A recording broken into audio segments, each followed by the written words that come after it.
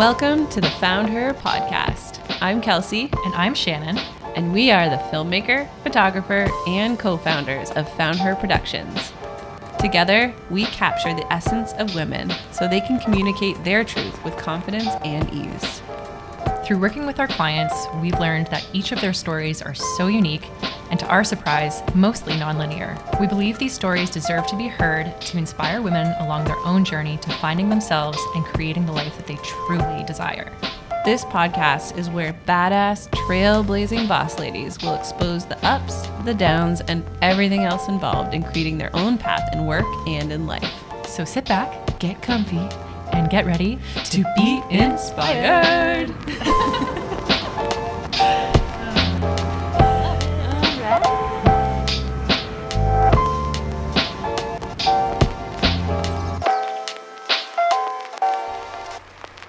Hello and welcome back to the Found Her podcast. I am Kelsey. And I'm Shannon. Hi, Shannon. We are the co-founders of Found Her Productions and your hosts of this podcast. And today we have we always say they're a very special guest, which is true, but today we have a very, very special guest. This woman is our 10th guest of this podcast, and we saved this 10th episode specifically for her, which we will tell you why in a moment. I'd like to welcome Catherine Farquharson to the show. Catherine is a mindset coach. She is a client of ours, and we are and have been clients of hers as well. And the reason why we saved the 10th episode for Catherine specifically is because if you're a listener of this podcast, you may have noticed that many times the topic of mindset coaching, and perhaps even Catherine's name, comes up on the podcast. It is a topic that we love to chat about with our clients. Many of our clients are also clients of Catherine's. So without further ado, welcome, Catherine. Hello. Hello, welcome. You're used to being the host. Oh, it's so great to be here. Yes, it's so great to have you. I've been looking forward to this episode personally. Why don't you give the listeners a little bit of an intro about who you are and what you do?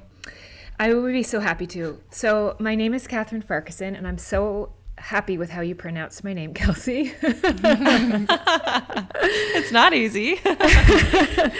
And I have a coaching business, and I help women override their bad habits and limiting thinking, so they really can surprise even themselves with what they're capable of. So I call it mindset coaching because it's all about what happens inside, and then we work together to achieve real results on the outside and have fun along the way. Oh my gosh, sure so do. much fun. Some of it's uncomfortable fun, but yeah. By the way, I'm not sure how you sum that up so concisely, because there's so many layers to it, which I'm excited to see. There are. Yeah. Yeah, we'd like to start off the conversation by hearing about a win of yours. This segment we call the Brag Spotlight, and essentially we invite our clients to do this in order to normalize women succeeding and hitting goals and celebrating themselves for all of their amazingness and not being shy about it. Yeah. Mm-hmm. So what would you say your current win is that comes to mind? Well, I want to say that I'm very, very happy that you do this, because I think that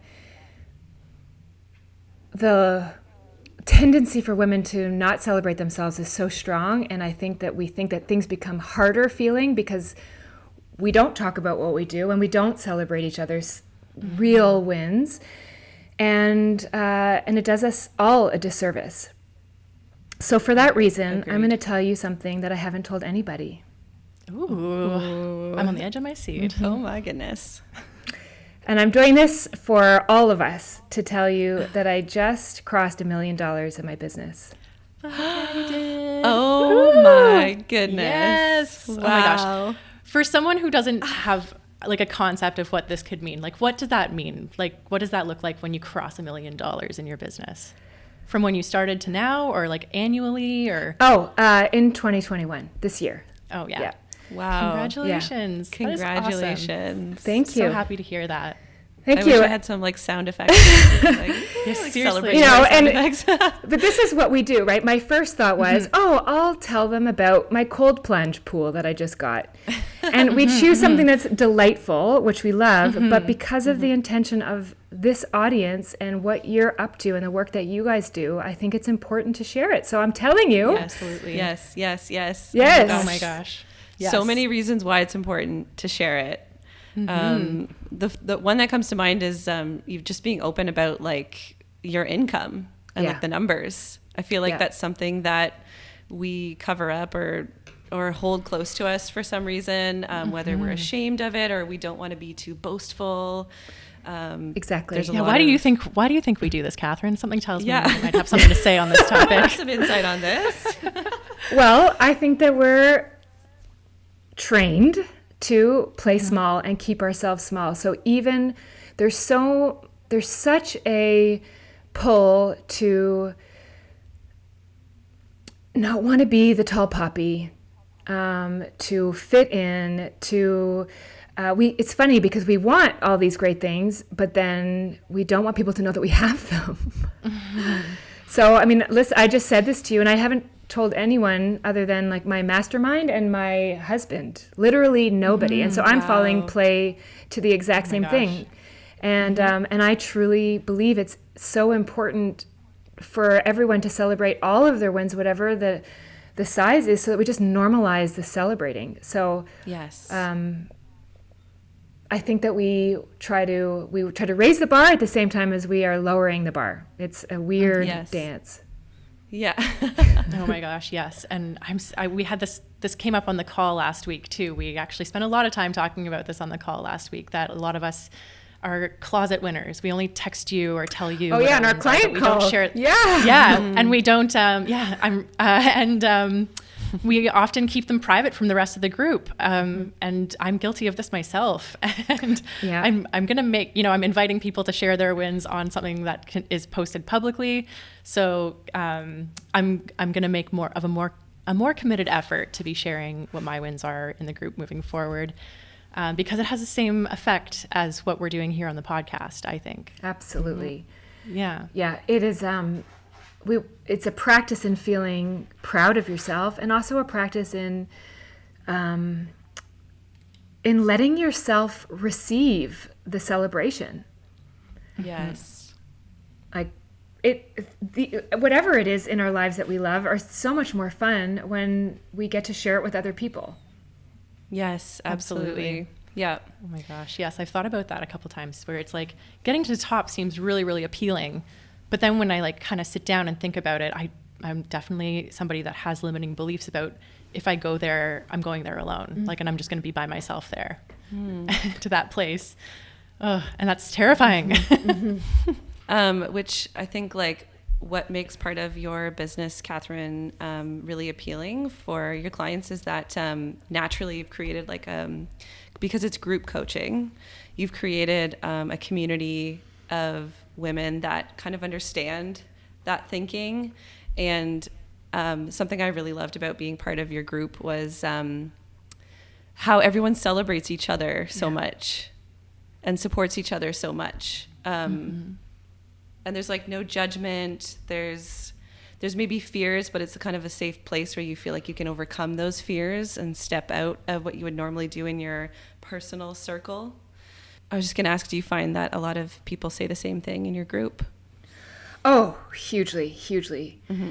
I think that there's a couple of factors that come into play. One is that you're with it's a self-selecting group because you're with women who are all investing in themselves in a big way. So they're taking a stand saying, I'm all in on more for me. And that's very different than just hanging out with your friends. Very different. Very different, yeah. And the other thing is that nobody knows you when you come into the group. As in, I mean, you might come in because of someone you know, but what I mean is they're not using their experience of you and your past to assess anything to do with what you're up to right now. So you really can come in to the group and say things that you maybe feel like you couldn't say in your friend group, or maybe if you have because we work with really big goals. So if you have a really big goal and then you were to say it to your friend, they might be like, oh, Kelsey, you tried this before. Like, you don't need to do that. Or like, and they start to bring up all of your fears and all of the things that you might be like holding yourself back on. They kind of end up validating your limiting beliefs. But when you're in this group, they just say, go for it. You can do it. I believe in you. Absolutely. You have everything it takes. And so it really buoys your belief system when you're marinating in a group like that. It makes a huge difference. Like, you can take leaps and get results so much faster when you're surrounding yourself with people who are living in that kind of way than when you're when you feel like, as Shannon described, alone at the top. That is not a motivated place to move from. No. Yeah. No, not at all. Yeah. So you work, do you work exclusively with women? I do, yeah. Just like you. And what? Yeah. Yes. So I'm curious to hear, what are your reasons for choosing that path? Well, that's a really good question, actually. I have a couple of reasons.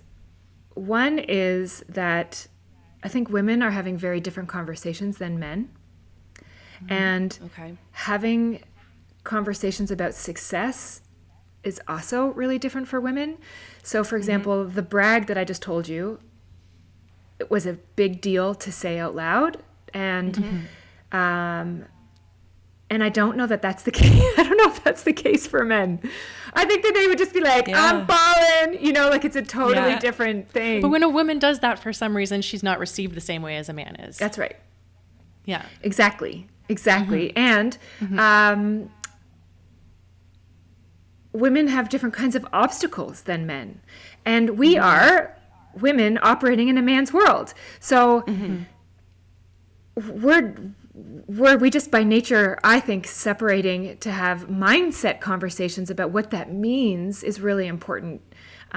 It's not required to do this work you don't have to separate by gender by any stretch of the imagination.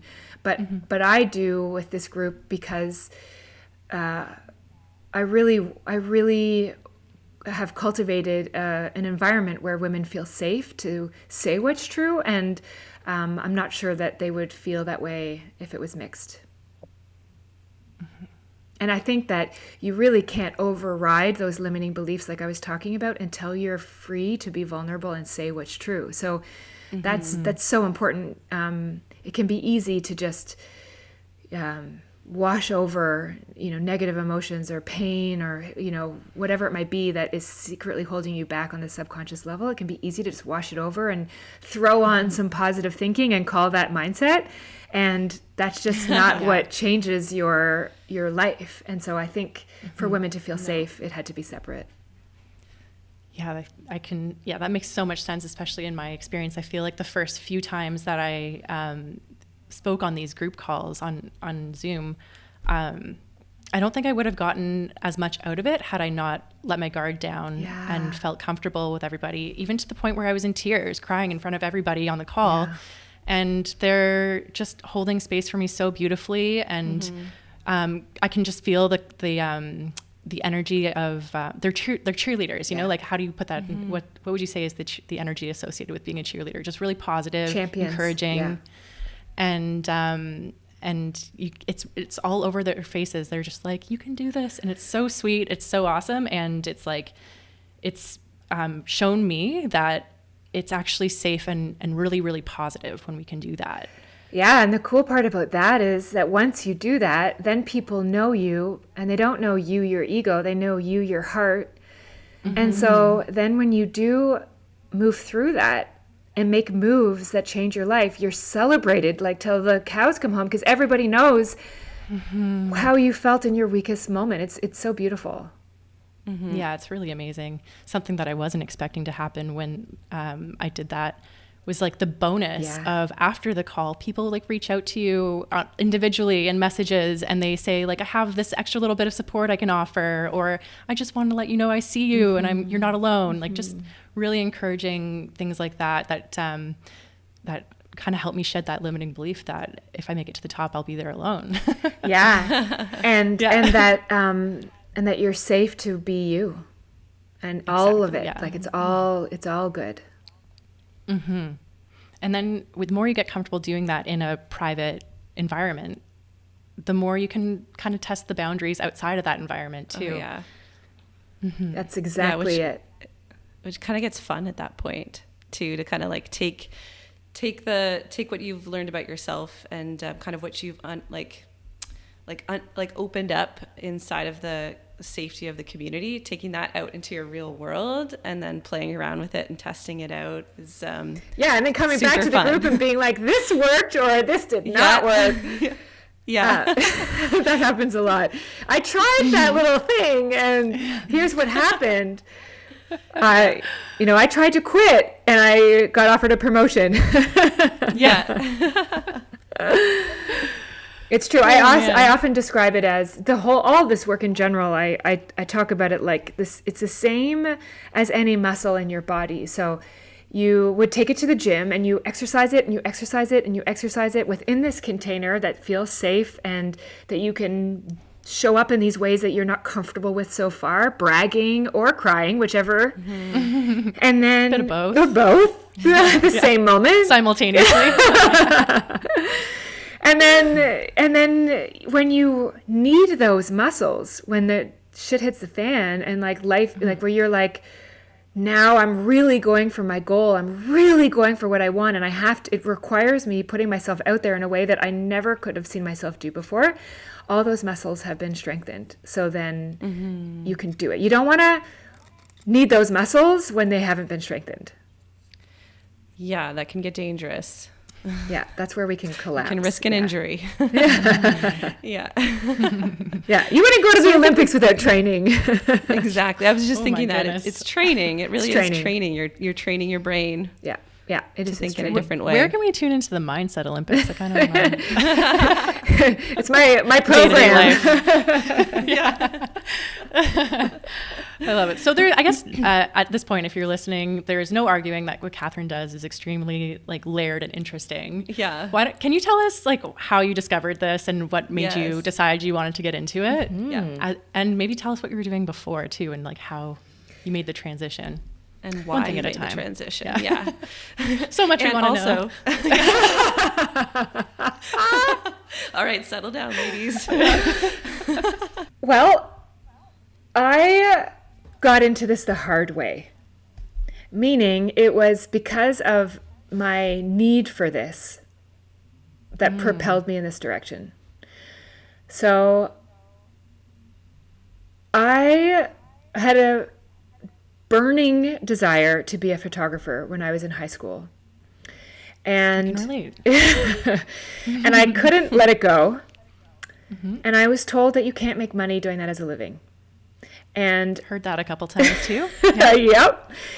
And so remember we were talking about hanging out with your friends versus hanging out with like-minded people. I was only surrounded with people who took a really conventional route.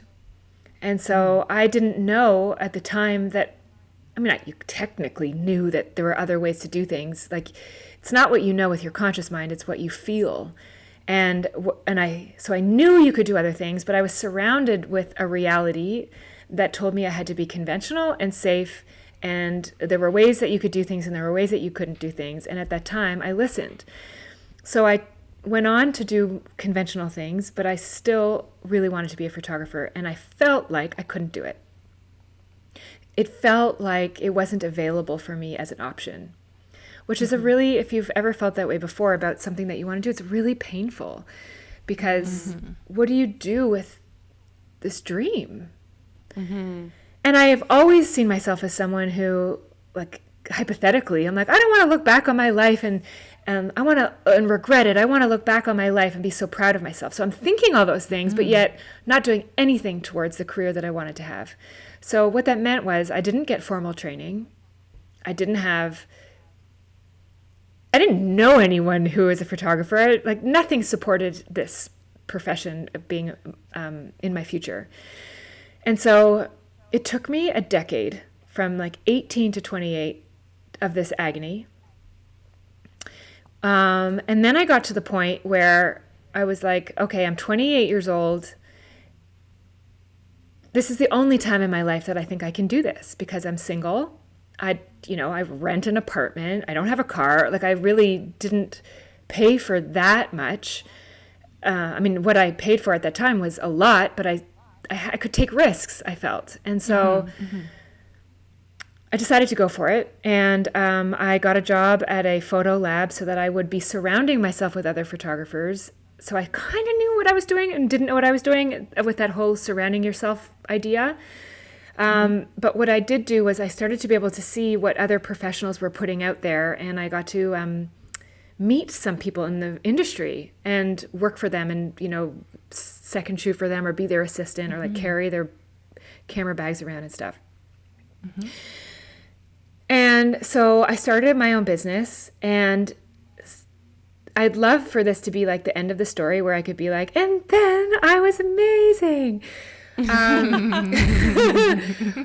that was just the beginning of the next layer of the pain, which was because I took the actions to go for it, which is what people often do. They're like, oh, I'm going to go for it. And then they take but I didn't have the mindset to support it. So what that looked like in a freelancing world is I didn't know how to charge for my services. And because I was in a creative profession, it meant that I was intermixing by accident my personal worth with what people were thinking of their photos and what I was charging. So it was so connected to my self-esteem. Like if someone didn't love, they weren't over the moon with what I had done, I took it personally and I was like, I don't deserve to live.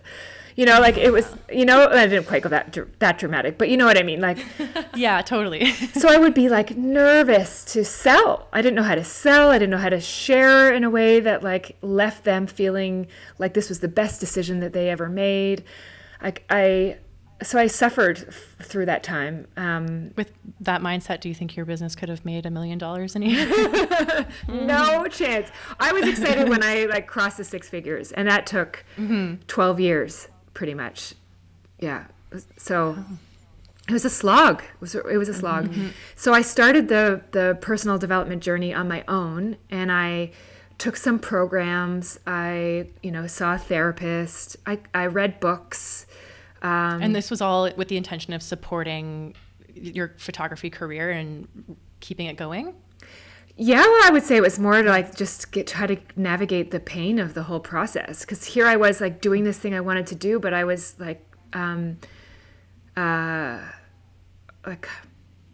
suffering against my own backlash. Like it was like I'd be doing something and then berating myself at the same time. Like that wasn't good enough, or like that didn't look like everybody else's stuff, or how are you? So I would start to do the math of what life was costing, and I was like, how will I ever pay? My big thing was like, how am I ever going to move out of my apartment? Like I couldn't see how I'd ever earn enough with what I was doing and how I was doing it. So it was painful. So I took the courses to try to learn how to, how do you, I called it break the myth of the starving artist. Like, how do you get out of that loophole of, like the inside chatter? And I still didn't really have a lot of friends who did this work. So it was the mindset work, you mean? Yeah. Right? Like, yeah.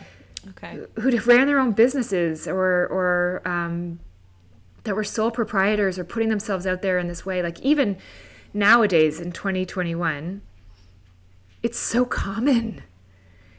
Like so many more people are doing this.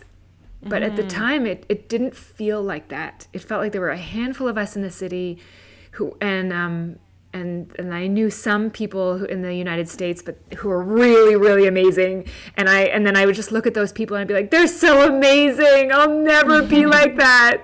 So it was just this big loop. What did you see those people that you thought were so amazing? What did you see them as having that you didn't have? Oh, what I saw that they had was so much confidence and in who they were. And then I also saw the confidence in their photos. So the pictures that I was seeing were photograph. So I did a lot of documentary photography, and what I saw in their photos was that they didn't respond to something in their pictures. They anticipated something in their pictures. So they put themselves in the position that would have the photo stepping into them as opposed to them chasing the photo. And I know that takes balls to take pictures like that. Requires a confidence where you'll do anything for the shot. And I didn't have that, and I wanted that so bad. And in terms of like your income, if you saw other photographers in the industry that were like financially successful, but you felt like you couldn't get there, was it again like related to the confidence again? You didn't feel you were worth charging what they charge, or? Yeah. So I didn't understand. I mean, something you guys know we talk a lot about in the coaching programs. I didn't understand how money works, and so I'd have a price that I thought I could charge, which we know is based on our perception of our value. And so as a result of that cap, I didn't see myself being able to pass that price. So then I would take that as fact, and then I use my logic, and I'd be like, I'll have to shoot this many weddings a year in order for me to be able to ever, hit this amount, or I'm going to have to create some photo studio where I have like all these photographers working for me, and then I'm not going to be shooting anymore. I'm going to be a manager, but I don't want to be a manager. I want to be a photographer. So it would just go around and around and around. Mm-hmm. Yeah. Where the other photographers, like we were talking about, these really, really incredible ones, they didn't cap their business prices. They understood, like, you don't mess around when you hire me. And it just actually increased their value and the desire factor because they were so sought after. Like they were always full. You couldn't book them if you wanted to. It doesn't matter if you wanted to pay 9 times the price. They weren't available because they were so highly sought after. Wow. So I did end up, like my career, I did become successful in my perception of that at that time.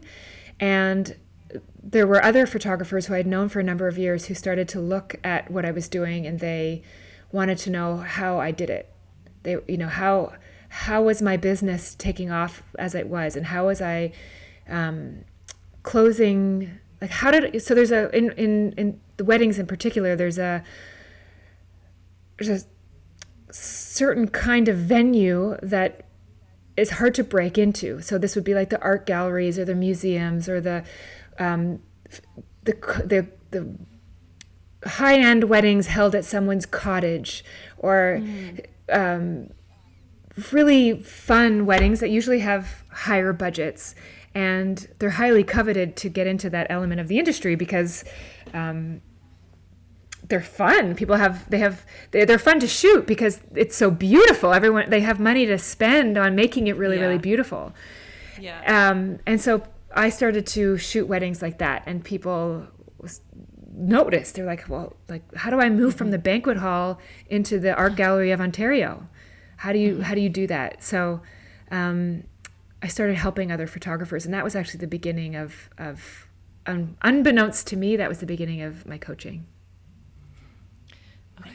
Okay. So at the point where you started helping other photographers, what were you doing in terms of like personal development work at that point? Oh, that's a good question. What was I doing? Like what got you to it seems like you recognized a shift in where you wanted to focus your attention. So what was it you were working on for your, like, personally that like opened up your mind to that shift? I was at that time in my business, I was really hanging out with open-minded people. So the conversations that I was having in my personal life were really expansive. So I was learning from a lot of other people who were already thinking this way, and that was just what we were talking about. So just like we were talking about in the beginning here, I was making friends that were just living a different way. And it bled into what I was doing. So and I also discovered I really loved selling. So I started to get much more creative about how I was presenting what I was offering to my clients, and having a lot of fun in that. So instead of my mindset changed from it being only about photography to being about the whole experience. And I started to learn about value and what I was really doing when I was helping my clients, because when I started, I thought it was about photography. And then I started to discover it was actually about what I'm helping my clients feel. And so when I realized that, then I started to create experiences where they got to feel those things. So I was completely driven by the idea of like helping people see how beautiful they are, and waking up like love and connection between two partners, and that type of thing. So it almost was like the pictures started to become second. So the photography was just sort of like the medium you were using at the time to hit that next level, like that deeper level with your clients. Yeah. So when I switched over into coaching, a lot of people would say to me, but why? Like, you're so good at photography. Why would you do that? Thinking it's like such a shame. And I really love to play around with the idea that like things don't have to be bad in order. I mean, I already had the experience of something being bad to create something, and I didn't like it very much. And I love the idea that I can make a lateral move from something that I love and that I'm really good at to something else that I love that I'm really good at. And it actually is the same thing that I'm doing. I'm still helping people realize how beautiful they are. It's just now it's through a different medium. Totally. Yeah, it's funny that that perception can be like you're giving it up, or like your career is ending to start something else, when really it's just like part of the journey. Like it was a stepping stone to get you there. It's not like it was all for naught. Yeah. It was actually a really important part to get you to where you were going next. So it's like still super valuable whether you're moving past it or not. It's not like... Yeah. And remember in the beginning when I was saying that, or in the beginning of my career, when I was so intertwined with my belief of my own personal value having to do with what I was doing, I was associating myself so directly with my career. Like, I am this. So if anything that I do is rejected, I am rejected. And so what was happening later was the difference is that I can make that move from photography to coaching because I'm not my career. Like, I use my career, but it is not me. So instead, when like you are maybe rejected, what's like the reframe of that? I mean, I could go deep on that one. It's a loaded question. Yeah, it's actually one of the examples of like many, many layers on that. One of the premises of neuro-linguistic programming, which I am a trainer in, is that we are not our behaviors. Okay. So even if I am rejected right now, I immediately think I'm not rejected. My behavior is being rejected. Okay. So then I can move to another layer of a dialogue or a conversation with that person about my behavior, but it's like I'm not rejected. The only person who can be rejecting me is really just me. Like, I'm only rejected if I agree. Okay. Does that make sense? I think so. It's kind of like one of those things, like when someone insults somebody. The example that my teacher loves to use is like, if I were to say to you, you're a jerk, and that hurts, it's because somewhere inside you feel like you're a jerk. But if I were to say to you, you're a green monkey, and you know without a shadow of a doubt that that's not true, you would be like, no, I'm not. I'm not? No, I'm not. So that's the only difference, is that you're agreeing with one and not the other. And if you agree with it, then you're kind of allowing yourself to be rejected. But if you're not agreeing with it, then you're taking control over that and not allowing yourself to be rejected, even though in their mind they might be rejecting you, and that's fine. That's a different thing. Mm-hmm. Well, I mean, you can say no to somebody without rejecting them. The reason I was saying it's layered is because that's the word rejecting in and of itself is a interpretation. I'm only perceiving that you're rejecting me. Yeah, it's not a fact. It's not a fact. The fact is you said no. The interpretation is you're rejecting me. If you're wondering what's happening right now, its eyes are staring off into the distance. Yeah. Oh, yeah. We're just taking a moment to sit with that. Yeah, yeah. Lots of very thought-provoking things that is. Catherine says that we're like, oh, yes, okay, just processing that. Yeah. We can add in some spa music in the middle of the podcast. Yeah. And now we pause for reflection. Yeah. I'm sure the listeners would appreciate it too. I don't want to digress too much from your story, but I was wondering if you could explain a little bit more about what NLP is. I can. Okay, excellent. So, NLP is how we use the language of the mind to consistently achieve our specific and desired outcomes.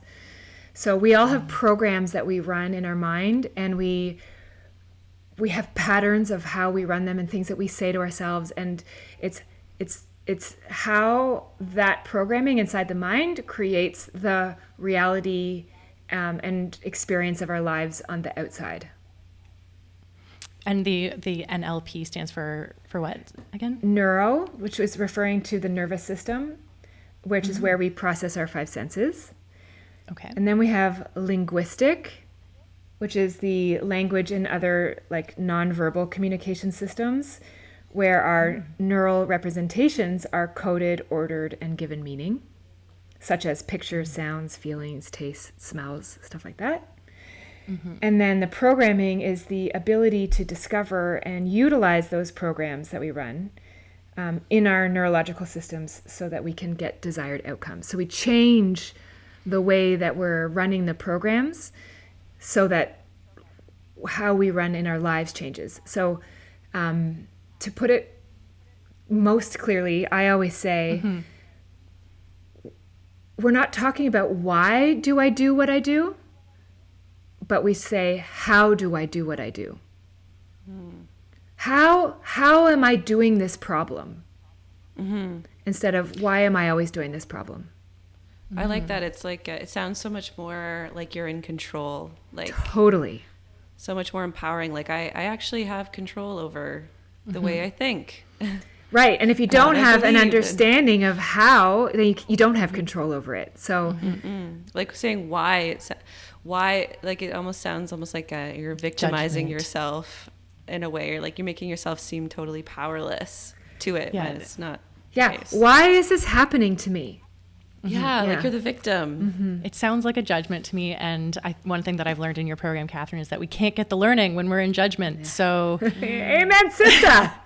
yes. So asking it, just rephrasing it is so powerful. It's everything. So think about the power of language. Just rephrasing how you ask the one word question. change. One word change will change your One life. word change. Yeah. Yeah, it's really funny. I've actually, since starting coaching, I've been really noticing different things in my speech patterns and like things that I would organically go to. And the word why, I've noticed, doesn't always come across well, like doesn't sit well with people. They think they have to justify something or explain something to me. And I realize I'm like, oh, it's because like, it's funny. It can cross that line of like seeming judgmental. And if someone thinks that I'm being judgmental of them, why would they share with me? Why would they open up to me? So true. That is so true.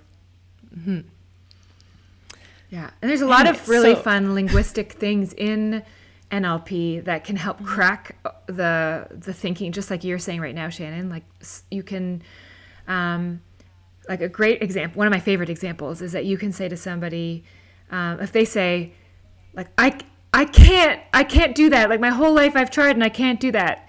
And you just say, okay, well, what would happen if you could? And they're like, but I can't, but if you could. Like, well, if I could, I totally, I would do this and that and this and that and this and that. And you're like, okay, great. So now all of a sudden they're thinking about things that they never gave themselves permission to think about before. So the language is everything. It's everything. Oh my goodness. Yeah. Do you ever just wish that every single person had access to this information? I do. I actually... I mean, I guess they all do. It's like whether or not they go for it or not. I actually run free masterclasses specifically for that reason, because I don't want there to be a reason why someone can't learn it. Like, it's like, it's free. I don't have any, I mean, the other block, I guess, is time, but like, I can't do that part for you. But I wish that everybody at least had access enough to decide whether they like it or not. Because what happens is people decide, you know, what their limits are before they've given themselves a chance to find out options. So we decide, this is why I can't have this. This is why this can't happen. They have so many reasons for why whatever they want is impossible. And you can always go back to that choice. It's always available. But like, what if you just gave yourself a chance to find out a little bit more and then make a choice again? And if you want to choose the old one, great. But now you have a choice for a new one too, if you want. And I wish everybody, at the very least, opened up to the option. Whether they choose it or not, I don't think matters as much. But yeah, you never know, like someone just having the awareness of the option, whether they choose it or not, then it might sit with them, you know, and like later on in their life, something will spark it. Like you never know how it resonates with people. Even just like a slight introduction to it. Well, it's like interesting. Open up a little. It's true. And one thing I have learned that I think is really, really important is that we open up to different ideas at different times in our lives. And you asked about what I was doing, what I was learning during the time that I was, you know, changing in my photography career. The truth is, I was given a number of books that we study in my coaching program. I was given them way earlier in my career. Like, someone left for me Napoleon Hill's Think and Grow Rich in my bike basket as a gift to help me. Oh. And I was not available to that at that time, and I threw it in the trash. Oh my gosh. I thought it was hogwash. Yeah. So I also feel like, yes to everyone. I wish everyone learns it, but I wish that everyone learned it at some point when they're ready. And I wasn't ready. So I also really honor where people are at. Yeah. Yeah, for sure. That's a huge part of it. Oh my God. And even my master classes, people join Thinking Into Results, the program that I run, they'll join and be like, I've been to all of your master classes for the last 2 years. I'm ready. Like, no joke. Now I'm ready. Yeah. I'm like, okay. Yeah. But sometimes it takes people that long. When did you discover Thinking Into Results? Well, when I moved formally into coaching, so I got trained in neuro-linguistic programming, and basically that was the beginning of the rabbit hole for me on my growth trajectory. And I hired a coach to teach me how to move from one career into another. And so she helped me do all the things that we do in my coaching program, like do something in advance of when you're ready. So I think I hired her in June, and she had me put in my calendar my first workshop. And so I was for November. And so I worked towards that first workshop. And then I took those attendees, and they all became private clients. So then I had a whole bunch of private clients. Meanwhile, the coach that I hired had gone on to run a group program. And what I was noticing in my one-on-one with my one-on-one clients is that, first of all, they were these fantastic women asking these questions that they thought that they were the only ones suffering from these problems. And they were all asking the same questions.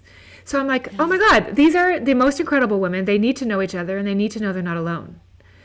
And so I'm like, and with that business model, I was only able to take so many clients at a time because we only have so many hours in the day.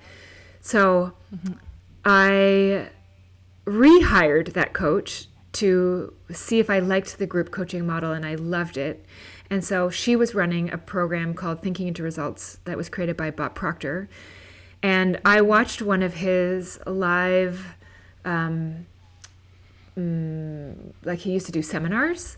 And I watched one of them and I was like, oh, this is the same as NLP, but it's kind of not dumbed down, but simplified, where NLP can get really complicated. It's technical. It's technical, where Bob was making it available for everyone at any stage. Everyday language. Yes. Yeah. And so I was like, this is amazing for that reason. I liked that he made it easy, because what can happen is people can get so involved intellectually with ideas and it doesn't change anything in your life. You need to actually apply what you're learning. And he had techniques for doing that. So I think I was in her program for 3 months and I signed up to be a consultant. And then I started running my first group like a month later. Amazing. Yeah. Wow. And look at you now. I know. How many women do you have in your group now? Well, I started in 2017 with 18.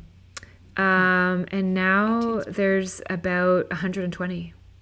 Oh my gosh. Yeah. Really? That's so amazing. But oh my gosh. the cool thing is that the number of people might sound like it's high, but it's very intimate. So we have like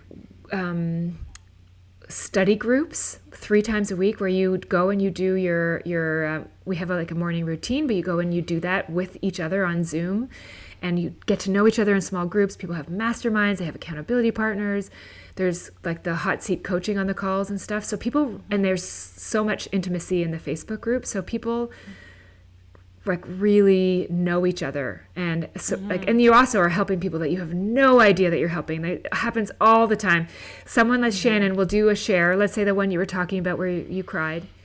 And then someone else. The one? Which one? And then someone else will come up and be like, I did this thing because Shannon did, and we've never even seen that person ever talk. And they're like, I've never talked before, but here I am. You know, it's amazing. I love that about it. Yeah, it's like the idea of being vulnerable can feel really scary, but you never know who it's going to sit with in a way you maybe totally would never have expected. Yeah. It's so important to be able to just share, which kind of goes back to even like the brag spotlight or the wins. Exactly. You know, like when you share that, you inspire other people. And so we need that. Totally. And this reminds me actually of the conversation that we had at your place a couple years ago before you moved, when we were talking about your current goals for your business, when we were kind of onboarding you as one of our clients. And I remember at the time your goal was around 100 people. Or to have 100 people, not around. We get really specific with our goals. So 100 people was your goal. And I had so much respect for you for being transparent about the fact that it would never be at the cost of losing the intimacy. That's right. I don't know if you remember that, but I still believe there was that. one point where you're like, I see that in what you're saying, and I love that. It's to me, it seems like that'll be a priority for you, as well as helping as many people as you can, or as many women as you can with this stuff. So I think that's really interesting, and it's really, honestly, very fascinating to observe from the sidelines as well, because like with someone who has a knowledge base like you, I wouldn't want there to be a cap on the amount of people that you can reach. But I also have an understanding that you're a human being and there's limitations, you know. So, well, here's the thing that, go ahead. I was just going to sort of piggyback on that just really quick, is something that was really valuable that I learned, and I'm sure most of your clients have learned in your program, is when you make a goal, you cannot get caught up with the how it's going to happen. So like for you to say, like, I want to set a goal to have 100 clients, thinking like, well, I can't have 100 clients without losing the intimacy of the group, would totally disconnect you from the goal. But you set the goal and you believed that you could still, I'm assuming you believed that the intimacy could still exist, and then it formed itself in ways that maybe you couldn't have imagined when you set the goal. Is that kind of how it played out? That's exactly right. And, you know, at the beginning, and I thought I couldn't have more than 30 people or the intimacy would be, it's always based on our thinking at the time. So one of well, first of all, I'll say that everything that I talk about with my clients, I also do. So one of the other promises I always make is I'll never ask you to do something that I don't do. And a huge part of the work is understanding truly that every company, let's say, is limited by its leader, and it's my job to be expanding my thinking to support in advance what it is that I want to be creating. It's absolutely one of the most important tenets of the whole program. So what you guys are describing is me knowing who I am and me knowing what I'm here to do, and not compromising on my personal integrity of what that looks like. Because it can be easy to get distracted, I should say, by form. So if you see some other coach, for example, who has 1,000 active clients, I know coaches like this all the time, and they love it, which is great. So for them, it's congruent. For me, when I think about what it is that I love specifically about my clients, I love knowing everybody. I want to know you. I want to know what you're up to. I love the hot seat coaching that we have together. I love really just holding space for you and helping you. And so it's just my own chosen number that I don't want to compromise. It's really just for me, because I don't want to create something that I don't want to be in. There's a lot of people who love to tell me what I should do with the business and how I should pre-record everything and just have it be an evergreen thing that you could just sell. And then I'm like, that isn't what I'm here for. This is a people place. This is not this is not just a business for me. It's my life, and it's my, like we talked about before, it's like my expression of me. And it can be easy for people to confuse those things and just go for the form and not the function. So I love that you remember that. I'm really touched by that. Yeah. I thought it was really cool, and I think it opened up things for me too. And it kind of reminds me sort of the, we were talking about the people telling you couldn't make money in photography. And I really had this thing where I was like, if I do something that I love, I just have to accept that I'm not going to make very much money doing it. But then I just decided to believe both were possible. Yes. I could do what I love and have a really nice, abundant income. And it sounds like you did the same with this. You're like, I decide that I'm going to have my 100 people and it's going to remain intimate. Yeah. And it's also what happens is that in this kind of growth, which you guys are such great examples of, it sparks new ideas for innovation. So the version of me that told you that a couple of years ago isn't the same version that's talking to you now. Like, I have all kinds of other things that I offer as forms of intimacy that came because of that value. So I'm like, that's like that personal value. I mean, so, like, Shannon, you're in a mastermind with me. There's only 16 of us, right? So it's like that came out of the exact same quest for wanting to continue to create. So the irony is that you can, when you do what you love and you're compensated, then you have so much more energy and ability to innovate and try new things and create from the place of abundance, as opposed to trading or lack, or like, I have to do this in order to X. It's from the other side of the scale, which you guys are such amazing examples of. Like, you're just creating on top of creating on top of creating on top of creating. Yeah, well, it's like it doesn't just like happen by accident, like, we're the same way. We are very intentional about what we're doing. We're very connected to our values, and when we set a new goal for ourselves, it's interesting to see how new ideas suddenly are just popping out of thin air. And it's like, it's not a coincidence. It's like that part of it, we opened up part of our brain that was allowing us to see things differently because we connected ourselves to the goal and the values. That's it. 100%. They were focus on the how too much, how it's going to happen. On the how, yeah. It's funny. Yeah, like I think Shannon and I think we both had been asked recently, someone asking like, how do you even scale a business like that, like what we have? And I just remember thinking like, I don't know. I don't need to know right now. You set the goal. Yeah, you know the goal. Yeah, I'll let you know when I figure it out. Yeah, well, if I think about my study groups that I was telling you about, that wouldn't have been an idea that I had if I was only thinking in the range of, what I thought I could get or scarcity thinking or like worry. Like when you're in the kind of energy that we're talking about, it starts to become like, how can I service my clients better? How can I do more? How can I make them feel blah, blah, blah, blah, blah? How can I, and it's totally from creation, which you can't think that way. It doesn't mean that those answers aren't there, but they're not available for your thinking when you're in a limited mindset, which is why this work actually is so important to do if you want to be evolving in a bountiful, enjoyable kind of a way. I wish we had time for you to just like summarize all the lessons or like go through the lessons and give like a brief detail, but there's just, it would just take forever, but what's your favorite lesson?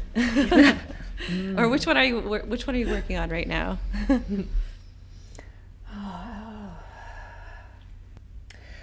I think that my favorite lesson, and I say this about all the lessons because they're all my favorite for different reasons. Mm-hmm. But one of my favorite lessons is lesson 8, which is about your beliefs. And one of the reasons why I love it so much is that I think that it can make the biggest difference in someone's life. And it's one of the ones that it doesn't click until it clicks. And then when it clicks, mm-hmm. You're like, oh my God, this is what this means. And what we cover in the lesson, are you laughing because it's true? Yeah. I'm just like thinking of that time where it clicked. Yeah, yeah, totally. It's this idea of that you're lining up your thoughts and your feelings and your behaviors.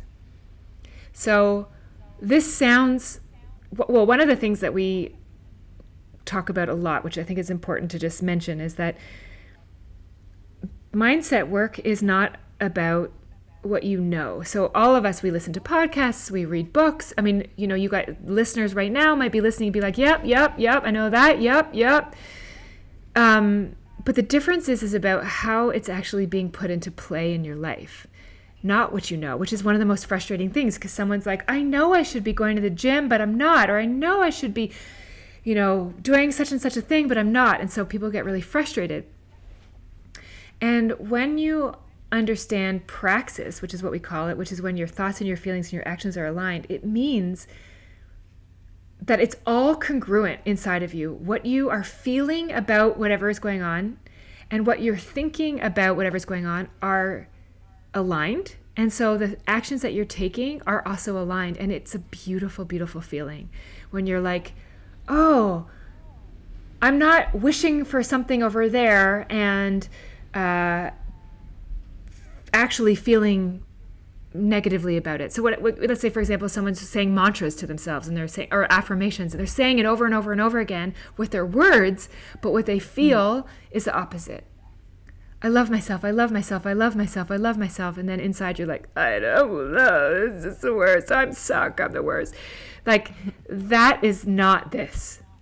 And so when you understand this process and you learn how to actually bring them together, I think that you open up a funnel for energy and results that's really where the rush comes in of effectiveness. And then you just kind of take off from there, and you can start to identify in your life, like, oh, the problem that's really going on right now is actually that I'm not aligned in these 3 areas. So I think it's actually like profound, that lesson, because we always are saying like what you believe is true, And what that means is not just what you think, but what you believe in your subconscious. Like what you are emotionally involved in is true for you. And as long as that's the case, it's going to be reinforced. And so there are ways to change that so that you believe and integrate that belief on all planes of your life, like your conscious, subconscious, emotional, spiritual, physical. That feels really good. Oh my gosh. I think that's like one of the biggest takeaways that I have had was like you are in control of your beliefs. Yeah, and like, why do you believe what you believe? So this is the time for a why question to be a good one, right? Because you're like, you're looking at, let's say, how you feel about money, which is a huge block for people. And since, you're talking to entrepreneurs, like so many people have this as a huge block. And then but it's worth the exploration to be like, wait a minute, is this belief even mine? Like, am I carrying my ancestors' beliefs right now, or like just my parents? Like, who says that this is the way that this is?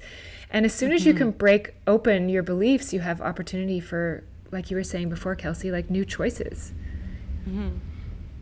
I've heard this being referred to as the golden thread. Like, you ask yourself, why this? And then why did that? Why? And then you kind of just keep going down this golden thread until you find the root and you get the answer.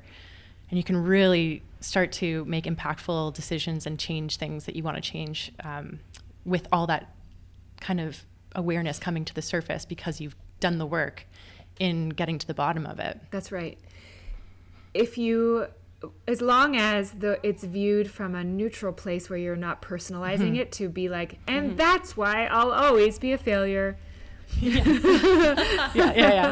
Like, you gotta be careful with it. Gotta know what you're doing. You can identify where it came from, or you can even just go to the place of, oh, I don't have to believe this. I can decide for myself, and I can give myself permission to believe something new. Because we don't realize most of the time we're running programming, like 99% of us is always being run by habitual behavior and habitual thinking. It's not even ours. We just are like these little machines. So this kind of exploration helps wake up to at least give us a choice to be like, am I going to carry that one still? So like, Shannon, to your point of like, oh, you know what? I can enjoy my life and be abundant. Okay, like I can choose that as a belief if I want to. I can believe that the more I enjoy my life, the more money I earn. I can believe that it's around the corner where there's a wait list of people waiting to work with me. I can believe that's what free will really is.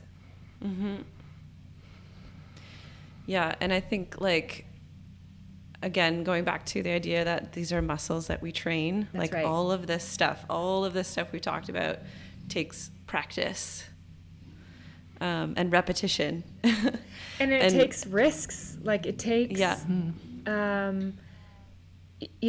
to Shannon's point about being lonely at the top and our talking about the community component, it makes a huge difference to surround yourself with people who are daring to think independently, because so many people agree on making money is hard. It doesn't grow on trees. Like you have to hustle. You have to work really hard.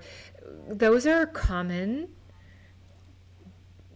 widely held and reinforced beliefs. So if you're going to be so audacious as to believe something else, it sure would help to surround yourself with someone else equally as audacious so that you can strengthen the belief by having it be, held by more people. And then slowly but surely, I believe that new belief will become the new status quo. So, and I think that's what's happening with, why there are so many entrepreneurs right now is that the belief is shifting and it's starting to appear easier to live this way. Even me telling you what my big brag is, like, it's not even that big of a deal. Like, I know so many people who have made millions of dollars. It's not, it used to be such a huge amount of money, and now it's actually quite common. So, and I'm not undermining my achievement, because for me it was my first time, but it isn't actually that common. So you want to be always moving it in a way that you feel like you understand that what feels fragile and weak when you first go to the Olympics, the Olympic gym, you start to strengthen that muscle and then it becomes normal. We're just ahead of the curve. That's all. Yeah. Because you're changing your habits, right? And like that takes time and it takes practice. Yeah. Do you study this stuff in some capacity every day? And do you imagine you will, if you do every day, do you imagine you will like for the rest of your life? I absolutely will always be investing in myself and always studying something. Always, always, always. Because I say that I never ask you to do something that I wouldn't do, I also invest in programs and coaches, and I'm always wanting to learn from new teachers, and that's why I might be running Bob Proctor's Thinking into Results program, but I bring in, 3/4 of the time we're not even talking about the program, so we're bringing in so many other. We just have taken it so much further in a lot of ways. So I will absolutely be doing this for the rest of my life. I am a very strong believer, like I said, that we are always our own limit. And so I'm excited to discover, I don't know, what's next? What are we're going to look back on this podcast and be like, oh my gosh, remember when Catherine was talking about that? And I think that only comes through this kind of work. I really do. It's so easy to flatline and just that you normalize to a new place, and then that just becomes where you stick, and that's just not the life I want. Yeah. How about you guys? Are you going to keep studying for the rest of your lives? Yeah, I'm committed to that. I think even I've taken little breaks from being in your program, and I always had my Thinking Results book on my desk still, and would flip it open whenever I needed needed an answer from myself. I didn't need it from somebody else. I was like, I know I have this inside me. I just have to take a moment, flip to the lesson that I think is going to help, and do it. And sure enough, it always helps. But the reason I joined back again was because the community you were talking about. Talking back about praxis and being in belief, the people that I spent time with, a lot of them were photographers. A lot of them did adopt the belief that photography is kind of a starving artist. You can't have both doing something that you love and earning a lot of money. And one of the women in your mindset group was brave enough to express that her monthly goal for her business was $50,000. And when she said that, I actually felt a little uncomfortable. I was like, who does she think she is? That's a lot of money, judgment, lots of judgment. And then I did the work. I went and journaled, and then I was like, well, what if I made $50,000 in my business? Who does she think she is? Yeah. How does that feel? And then I just started visualizing that and really enjoying using my imagination to make that my reality, not that I'm necessarily there yet, but it's I wouldn't write it off. I would totally consider that as a valid goal to have as a photographer. Yeah. And then all of a sudden it just becomes a fact where you're just it's just a matter of time. That's on, this is happening. Mm-hmm. Oh yeah. It's in the process of happening right now. Yeah. As we speak. speak. It's on its way to me. Yeah. Yeah. Yeah. Yeah. Oh, I definitely, to your point about the program, one of the other values that I run the whole business with is that it isn't about me, and you don't need me. So I love what you're describing there, where when you left and you had the book, and you had the whole point of this work is for you to discover how to access your own answers. Mm-hmm. And you did that, and then I love that you come back for choice of this is who I want to be around is everything. It's so not about need, is it? Compared to the first time you signed up. No, not really. I felt like I needed it the first time I signed up, and the second time was just, I really want to be here, and I still do. So I still enroll, I still sign up, and I think the reason why I think I'm going to continue with this is because flexing that muscle is a lot more fun and a lot more enjoyable to do when you're kind of in the habit of it. Mm-hmm. And I find staying in the group or being or studying this stuff helps me keep that habit strong. And then I can discover all these new, create all these new beliefs for myself and continue to grow at a much more rapid pace than I think I would have been able to without. Yeah, absolutely. Oh my gosh, time definitely collapses. What about you, Kelsey? Are you going to keep studying it? Yeah, for me, I mean, I think like for me, joining the program was like my first foray into this sort of work. And it really is like the foundation in my mind for like expanding my awareness from other resources. So although I don't study like TIR as in itself, like necessarily every day, there are like other streams of that sort of learning that come from different sources that, that I think will always be part of my world. And I think just by nature, I'm like so not about status quo. Like I'm like, what's next? What's next? What's next? Well, you also still, I saw a post today that you were meeting with your mastermind, and those were all clients that you met, those clients of mine that you met in the program that you're still masterminding with. Mm-hmm. So in a lot of ways, I'm still connected to it. Yeah. Mm-hmm. Yeah. Big time. Yeah. And I'm still connected to you. Oh, yeah. We've been working with you, which has been awesome. Yeah. And if you guys hadn't done this work to build the business that you have built, that's so incredible, I wouldn't have been able to hire you. Yeah. So thanks for that. You have yourself to thank for that. Yeah, I manifested you guys. So you can hire us. That was your plan all along, wasn't it? Oh my goodness. Well, I feel like we could talk about this like for hours and hours and hours. Mm-hmm. But maybe we'll wrap it up. And I think like one of my favorite questions to ask at the end of the conversation is like, what's next? You've hit $1 million in your business. You've got 120 clients. 120 clients. What more could you want? Beautiful, intimate community of women that inspire each other every day. Yeah. Where do you go from there? Well, I am evolving the business itself, actually. So I'm very excited about, I was mentioning to you that I'm adding more and more and more into the